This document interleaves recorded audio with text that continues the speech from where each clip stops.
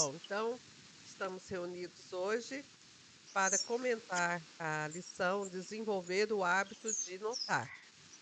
Do livro A Reforma Íntima Começa no Berço, de Américo Marques Canhoto. Bom, a fase de permissão para gerenciar a vida de forma informal ao Deus dará ao segundo os acontecimentos acabou.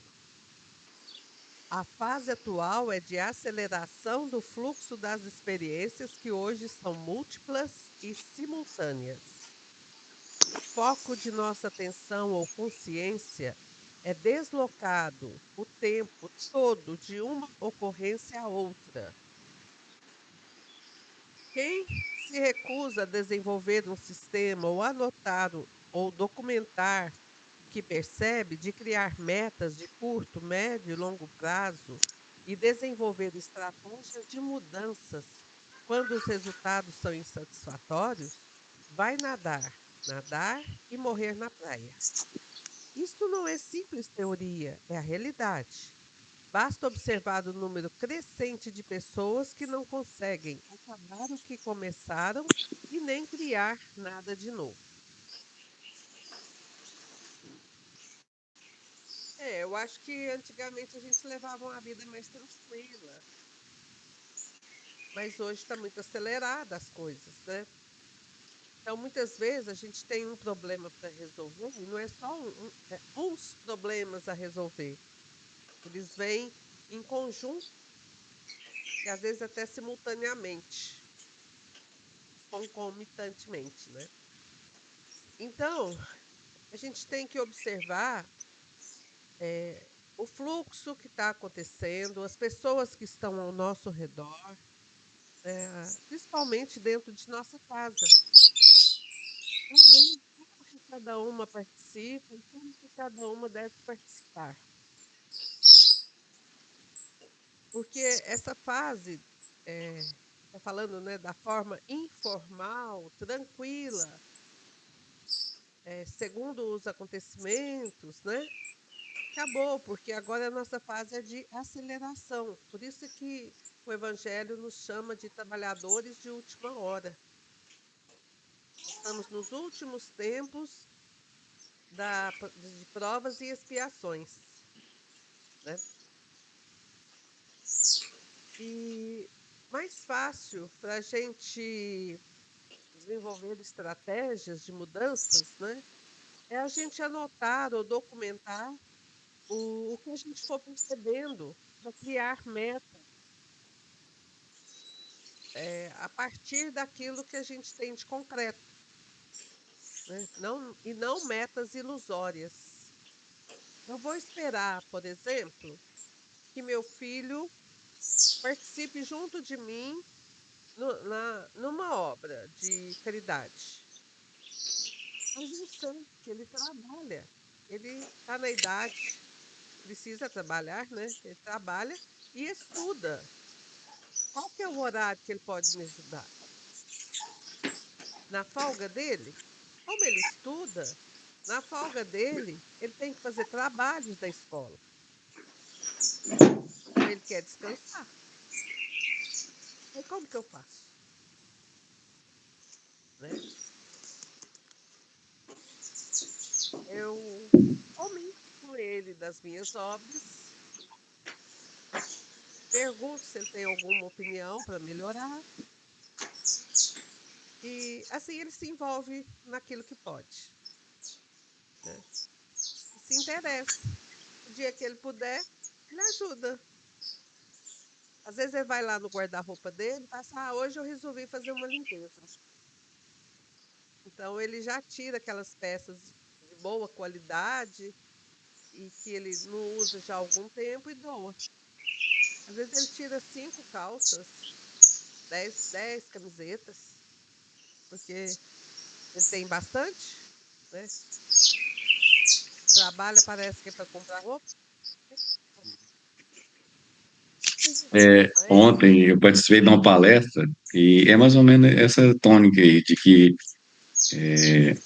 uma semente, né, ela é plantada E um exemplo, que se ela é uma laranjeira, ela vai dar laranja. Uhum, Se ela é uma mexeriqueira, vai dar mexerica. aham, E hoje, até eu com a gente conversando, que essas oportunidades que a gente tem de ouvir, conviver com as pessoas, elas nos plantam aquilo que é de melhor delas, né? Eu toquei um exemplo até da mamãe, porque na doutrina, a gente está aí dentro da doutrina desde sempre, né? Não vou falar que é só exatamente. depois de estar encarnado, não, que é desde sempre. É, E isso vai agora, né? Porque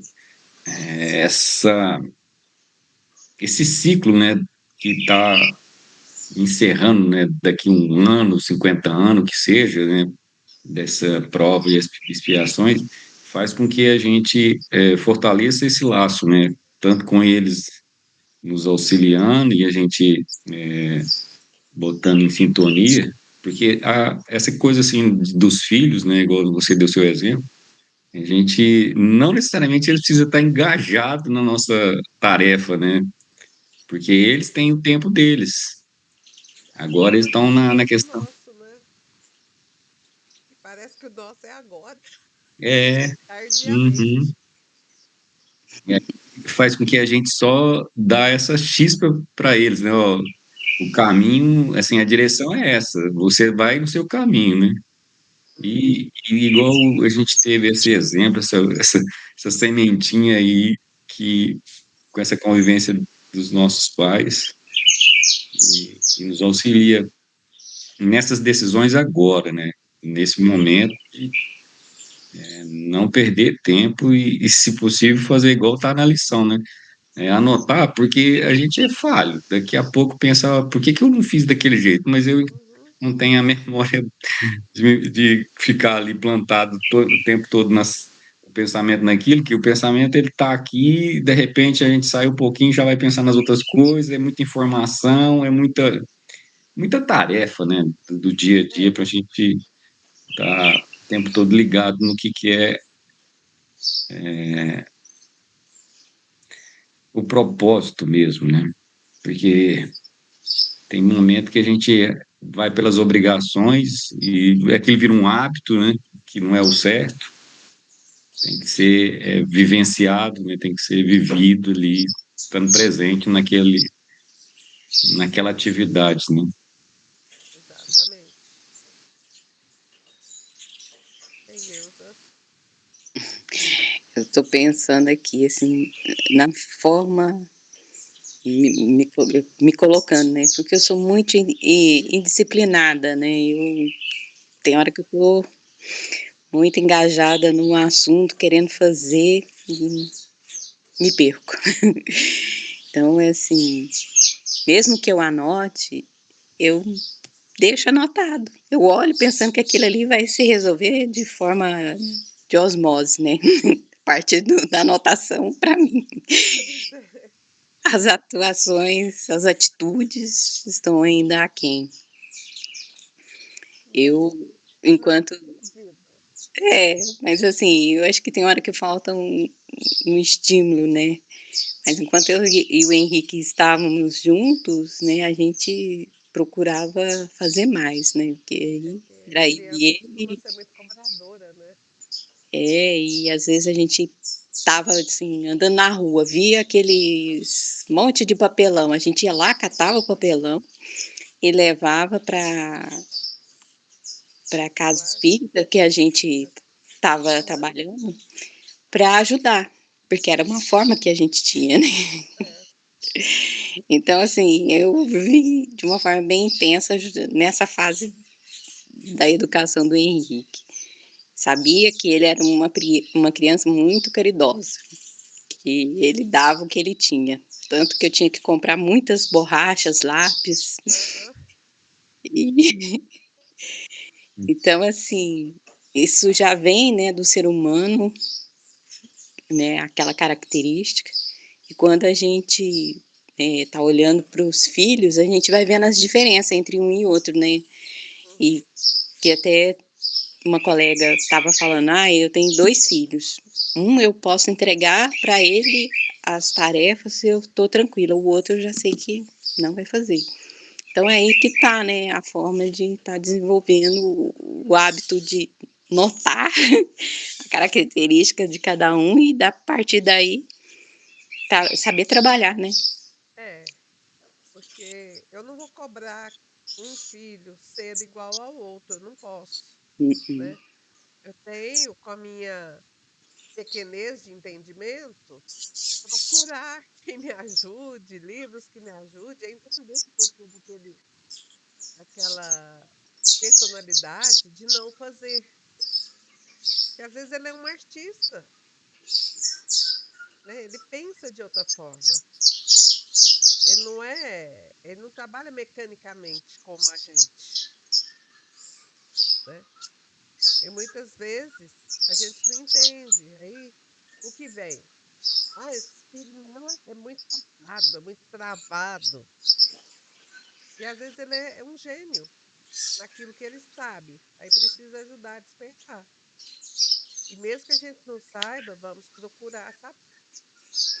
A gente está aqui para aprender e para ajudar, né?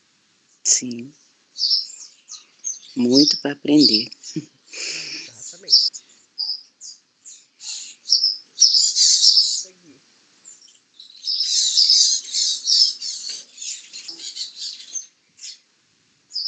Tudo que observarmos dos impulsos, compulsões, tendências e da personalidade de nossos filhos deve ser anotado, checado, confirmado.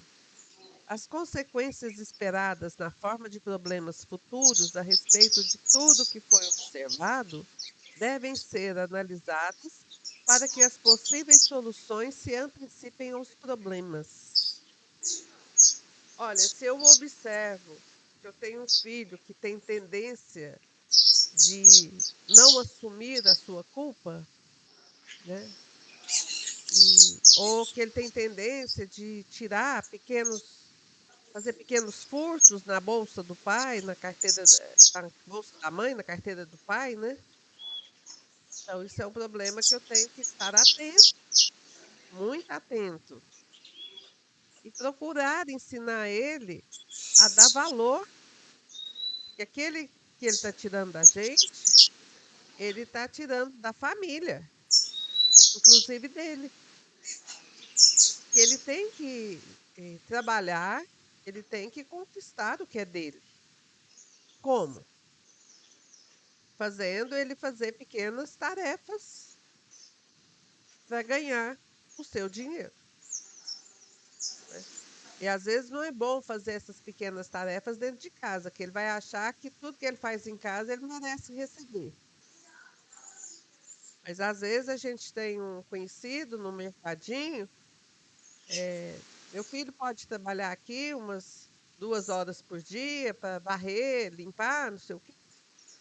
Pode. Não, não posso pagar. Não, pode deixar que eu pago, ele não fica sabendo, né? Sim. Para que ele sinta a dificuldade que é pra ganhar dinheiro. Então, não posso gastar aquilo que não é meu. E não é porque é do pai e da mãe que, né? Tudo tem que ser falado, tem que ser às claras. Tem um filho que esconde muita poeira debaixo do tapete. Meu Deus, o que que eu faço, né? Eu quero um filho organizado, eu quero que o filho mostre quem ele é, que ele não tenha vergonha de se expor. Então, eu tenho que procurar inspiração. Que eu matricule ele, se ele quiser, num grupinho de teatro, que eu faça trabalhos com ele nas periferias, para ele ver que ele tem que. As pessoas mais simples que cuidam bem da sua casa, né? Às vezes não tem muita coisa para mostrar, mas tudo que mostra é limpo, é polido, é bem feito. Então, ver o valor de uma comida bem feita, bem preparada, picadinha, ou bem montada. as pequenas coisas que a gente faz, aí mostrando, sem ficar cobrando toda hora. Por que você está fazendo isso? Porque isso irrita. Principalmente criança e adolescente tem mania de rejeitar tudo aquilo que é interativo, né? Ele gosta muito de negociar. E não é só criança e adolescente, até mesmo com os jovens, né? Os jovens da terceira idade também. É, os jovens da É, terceira idade. essa nova fase também. É, essa questão de negociação é muito sábio mesmo, porque cada oportunidade que tem, nada que a gente fizer em positivo vai ter um êxito, né? Tem que demonstrar que ele fazendo parte da ação, ele está ajudando o todo, né? Aham, E, e, e é difícil a gente ter essa perspicácia, né, de saber o tão quanto que você tem que pesar para não deixar isso muito muito de qualquer jeito, né? Assim, tem que ter uma imposição, mas não tão agressiva, né? É muito complicado. de aprender. Cada É por, momento é por aprende. isso que nós estamos estudando, né?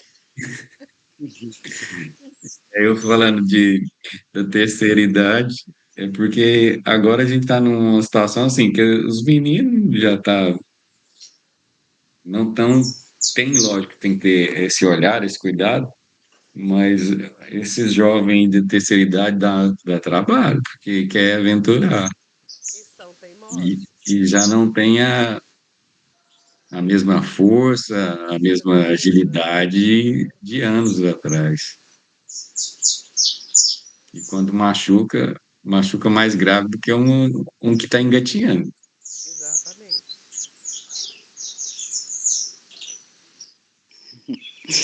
E sente mais dor, né? Porque aí o pessoal da terceira idade, eles não aceitam muito bem a dor, não. A criança, a gente vai lá, passa um remedinho, dá um beijinho.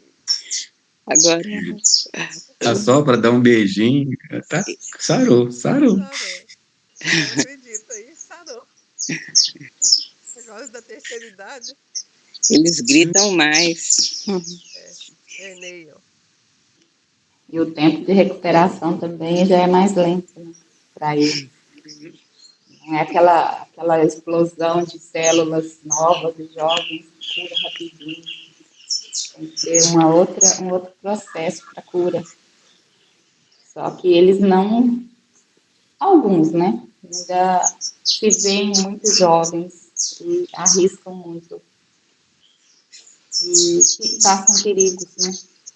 E às vezes sozinhos. Saiu o valor desse, desse livro, né? Para a gente aprender a dar a educação desde o berço, porque quando tiver lá na fase adulta e de idoso, aí vai ser mais compreensível, né? É uma coisa que Resistente. eu penso isso hoje, quando nós estivermos mais velhos, será que nós vamos ter essa consciência, sabendo disso, ou será que é um processo da velhice, essa teimosia, essa aventura? Eu falei, só ficando velho para saber, né? Então vamos É, ver. não falta muito. Alto, Mas, mas a Não, menina, é que eu sou compreensão, a mais velha do grupo. eu acho que a compreensão, ela, como a gente está usando aí a questão da, até lembrou que a educação vem de berço, né? Isso se você já vai com ele antes do momento que vai viver, lá você vai estar mais interiorizado com aquilo que você tem que passar. E aí o ciclo fica fluido, né? Ele não vai ser tão pesado, tão doloroso, né? Se você lutar contra aquilo que é de passar, de prova, aí você sofre, aí vai doer. Aí vai doer. Porque Sabe que eu uma falei coisa. do exemplo aí da semente, mas é a mesma coisa do fluxo da água, né?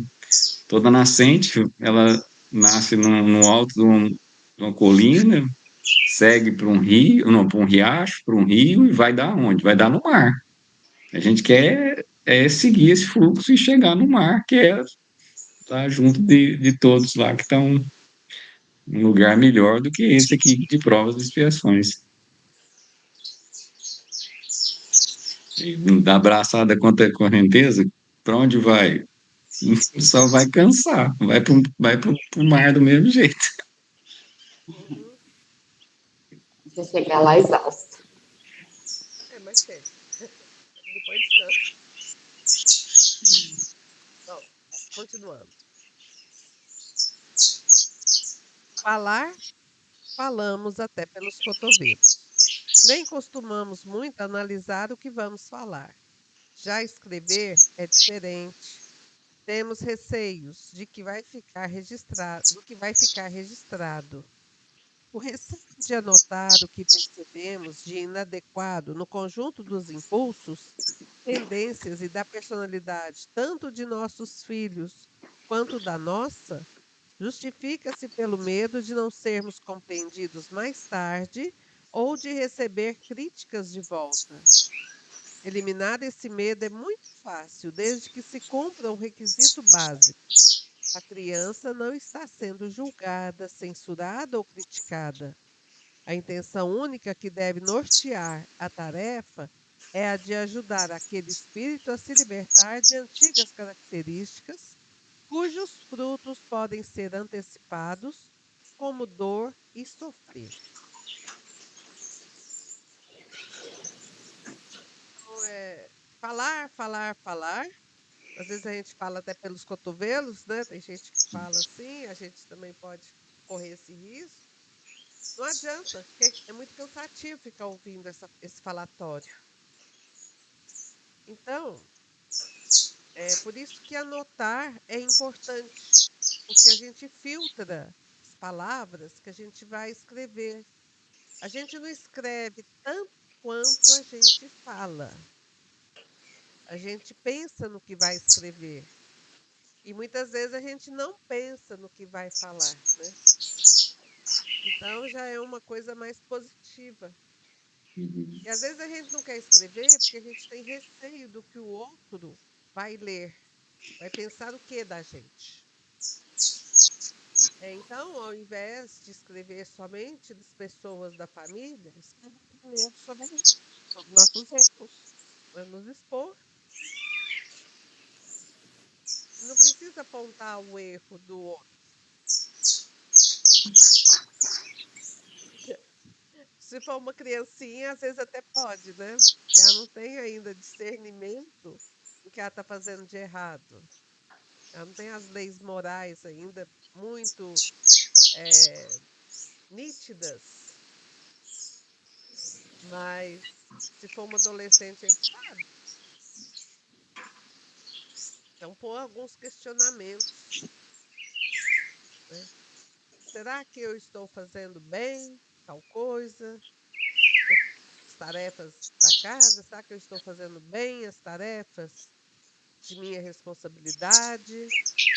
O que eu estou deixando a desejar com meus amigos? O que eu estou deixando a desejar com as pessoas de casa? Né? O que eu poderia fazer melhor? Então, às vezes, deixar questionamentos vai ser mais produtivo do que ficar apontando faltas. O doutor Elias dizia que todo casal devia ter um caderno de anotações. Então, ao invés de eu brigar com ele, eu falaria lá no caderno, né? Hoje eu me senti constrangida porque você falou isso, isso e isso. Não floreia muito, não. Aí, se o marido leu e assustou, ele não pode brincar comigo. Ele vai ter que pensar no que ele vai responder. né? Mas a gente tem medo, eu nunca fiz isso. É, Quem sabe, né, a partir de agora a gente passa a ter essa responsabilidade. Acho que o doutor é, Elias fala a nós todos. E eu também não é, fiz nada. Pois é.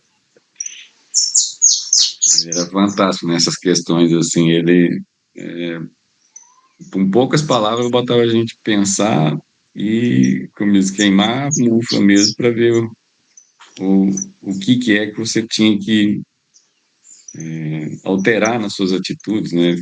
Porque para viver em convivência, que seja de casal ou de familiar, né, de irmão, ele tinha esses ensinamentos. Cabia com qualquer um, né? É. É porque ele acreditava, né, que dava certo.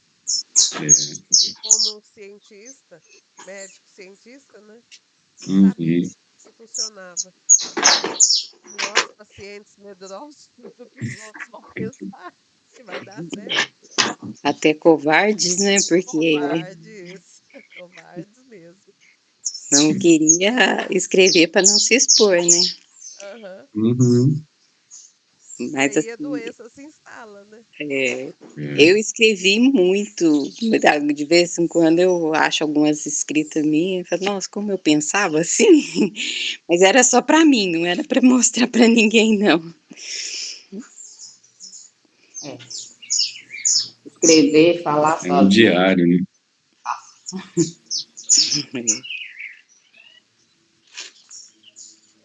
Eu posso montar uma biblioteca, uma mini biblioteca de todas as minhas escritas. Ai, ai. Quem sabe um dia ainda vai ser publicada, né? Nossa. Então, Marco Aurélio, o livro de Marco Aurélio foi o diário dele.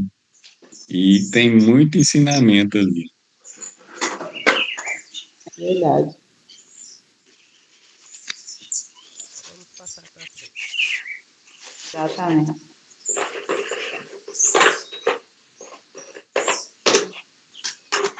Outros requisitos são necessários para que se perca o medo de adotar, de registrar a tarefa: transparência, clareza, forma, honestidade de propósito. Exemplos: o momento certo, nunca fazer comparações, respeito e verbalizar sempre os próprios defeitos, não os dos outros. Acho que nosso assunto foi para o lado certo também, né? Verbalizar sempre os próprios defeitos e não os dos outros. Manter respeito para com as pessoas, não fazer comparações, encontrar o momento certo, citar exemplos que poderiam enfatizar a situação, né, que muitas vezes os exemplos servem para a gente relacionar com a vida da gente, né? E ser honesto naquilo que a gente quer alcançar. E sempre com a verdade, né? Sempre com a pôr a cara à tapa, porque sabe que está no caminho cristão.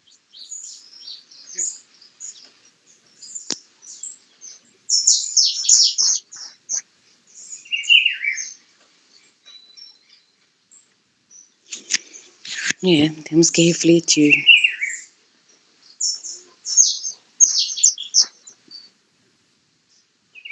Então a gente tem que buscar, né? Fazer essas anotações em um livro da família, né?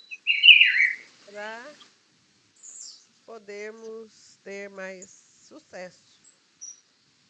Sucesso como eh, pessoa, para melhorar nós mesmos, primeiramente, para sermos um exemplo para os demais, né? É, Porque não adianta eu querer que uma pessoa seja correta se eu estou ali comentando com o outro que eu quero fazer um gato na TV, né? Então, eu tenho que ser o exemplo de retidão para mim cobrar a honestidade dos demais.